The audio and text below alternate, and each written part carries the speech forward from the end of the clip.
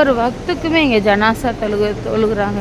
ஒவ்வொரு வக்துக்கும் பெண்களுக்கு இங்கே வந்து ஜனாசா தொழுகை எங்கேயுமே கிடையாது. ஆனால் இங்கே வந்து இந்த மக்கா மாநகரத்தில் தொழுகைக்கு இருக்குது. ஜனாசா தொழுகை பெண்கள் நின்று தொழுகலாம். அந்த ஒரு தொழுகைக்கு தொழுகணும் அப்படின்னா 1,00,000 உகது மலையோட நன்மைகள் கிடைக்குமாமா.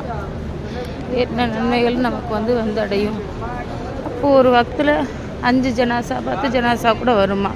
அப்போ அத்தனை லட்சம் நன்மைகள் இந்த மண்ணில் கிடைக்குது நமக்கு. நம்ம மண்ணில் வந்தால் ஒவ்வொன்றும் நம்ம கேட்குறது அல்ல. அப்படியே ஆமீன் ஆமீன் ஆமீன்